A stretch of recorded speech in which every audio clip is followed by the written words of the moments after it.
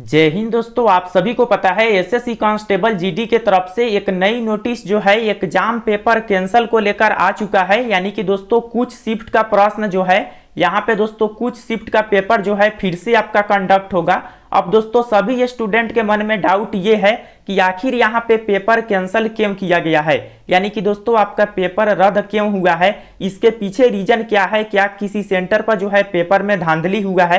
क्योंकि दोस्तों आप सभी को पता है कि ऑनलाइन एग्जाम में भी काफी जगह धांधली होता है। ऐसा नहीं है कि ऑनलाइन एग्जाम में पेपर आउट नहीं होता है, इसमें भी दोस्तों ऑलरेडी काफी सारे एग्जाम में ऐसा हुआ है। तो दोस्तों आखिर इसके पीछे रीजन क्या है कि अलग अलग सेंटर का अलग अलग डेट को जो है पेपर यहाँ पे कैंसिल किया गया है।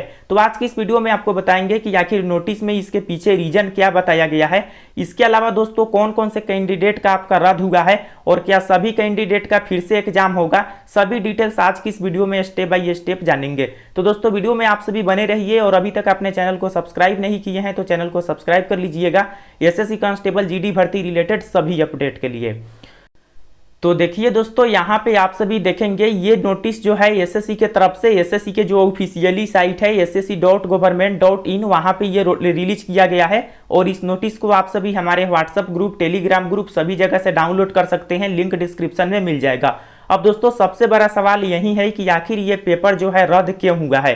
देखिए दोस्तों सबसे पहले क्लियर आपको कर दे, सभी कैंडिडेट का पेपर यहाँ पे रद्द आपका नहीं किया गया है। यहाँ पे एक लिस्ट दिया गया है दोस्तों, इस लिस्ट में जिस भी कैंडिडेट का यहाँ पे सेंटर का name, region, city, date, shift, number of candidate सभी कुछ दिया गया है। तो इस लिस्ट में अगर आप सभी का सेंटर का नेम, आपका शिफ्ट और आपका सिटी इसमें है और रीजन है तो इसका मतलब है कि आपका पेपर रद्द है। अगर नहीं है तो इसका मतलब कि आपका पेपर रद्द नहीं हुआ है।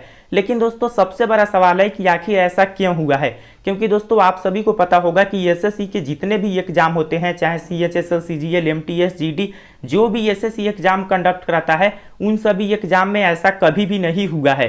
दोस्तों इधर 2 साल के आप रिकॉर्ड देखेंगे तो ऐसा कभी भी नहीं हुआ है। लेकिन आखिर इसके पीछे कारण क्या है? देखिए दोस्तों अगर आप एसएससी कांस्टेबल जीडी का नोटिस देखेंगे तो इसमें सिर्फ और सिर्फ एक ही रीजन बताया गया है। यहाँ पे पढ़ेंगे, due to the venue specific technical reason notice in the review of absurd examination a need has been failed to hold re examination of candidate of the certain venue date shift.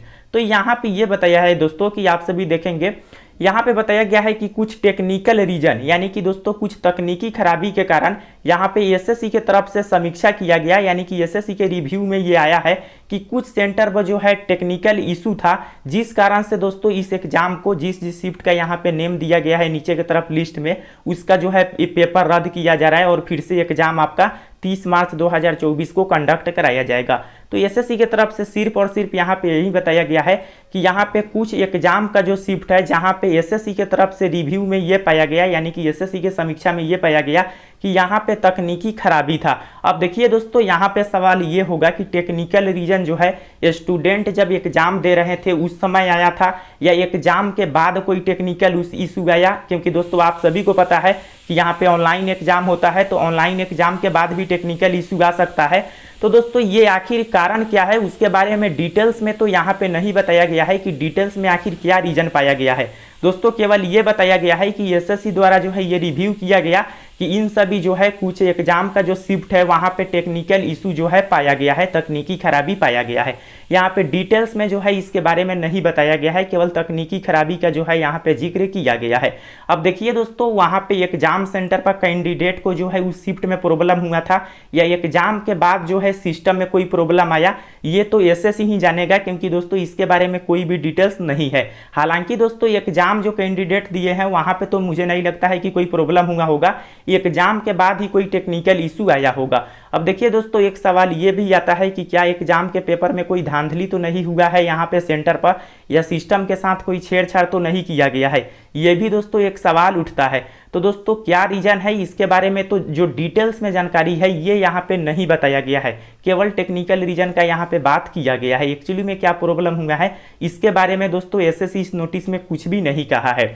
तो दोस्तों देखिए ये जो है काफ़ी ऐसा कभी भी एसएससी के जो है आप देखेंगे भर्ती में तो ऐसा नहीं होता है, लेकिन इस बार ऐसा हुआ है। अब दोस्तों यहाँ पे ये बताया गया है कि 30 मार्च को जो है री एग्जाम होगा। जिस भी कैंडिडेट का यहाँ पे लिस्ट में जो है सेंटर का नेम है या एग्जाम का सेंटर का जो शिफ्ट है, डेट है, मेंशन है, उस कैंडिडेट का 30 मार्च को एग्जाम होगा। तो ये दोस्तों एक सवाल था आप लोगों का कि ये जो है रीजन क्या था, क्यों एग्जाम पेपर रद्द हुआ है। तो बस इसमें केवल बताया गया है कि एसएससी के तरफ से रिव्यू में ये पाया गया कि उस सेंटर पर जो है, उस शिफ्ट में जो है तकनीकी इशू जो है, यानी कि तकनीकी खराबी आया है।